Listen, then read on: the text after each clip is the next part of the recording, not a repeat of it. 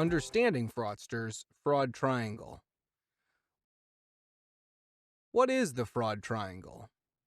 The concept of the fraud triangle is generally credited to Donald R. Creasy, who worked in the fields of criminology and white-collar crime. The fraud triangle outlines three elements present when an individual commits occupational fraud: pressure, opportunity, and R.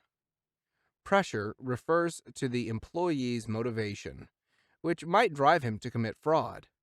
These pressures may not be related to work and are rather personal, such as overwhelming debt, addiction, divorce, or other family issues. However, there may also be work-related pressures.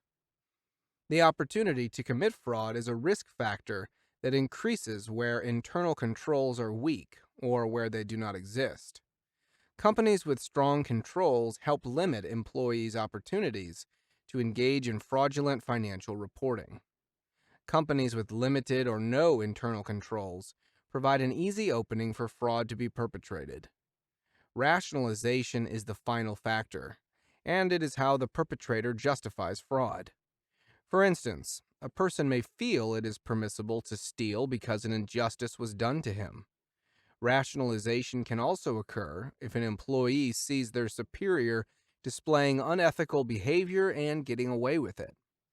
In this situation, the employee may feel that management is not concerned with creating an ethical environment, and that unethical behavior is tolerated or overlooked. How can companies prevent and detect fraud? The fraud triangle helps companies understand how and why fraud is committed by taking measures to address the causes of fraud before it occurs. First, employers can attempt to limit the pressure on employees. It may not be possible to address all pressures on employees, especially if the pressure is from external sources. However, appropriate employment policies may help.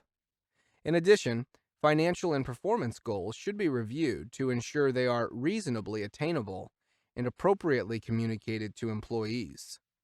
Next, to address the rationalization aspect, it is important for companies to create a corporate culture that values employees, sets proper ethical codes of conduct, and insists on accountability. Lastly, companies should ensure that internal controls are in place and operating effectively to reduce the opportunity to commit fraud. An operational review conducted by an independent third party can help companies identify their risks, evaluate their internal controls, and make recommendations on where improvements can be made. The review should be comprehensive. These reviews should be done periodically to ensure that changes within the company have not caused internal controls to erode.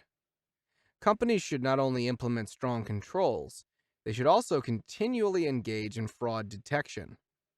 The key takeaway is that management, with advice from corporate counsel and accountants, has the power to identify and mitigate fraud risks. While no action can eliminate fraud, implementing policies that address the three arms of the fraud triangle will aid in detecting fraud if it does occur.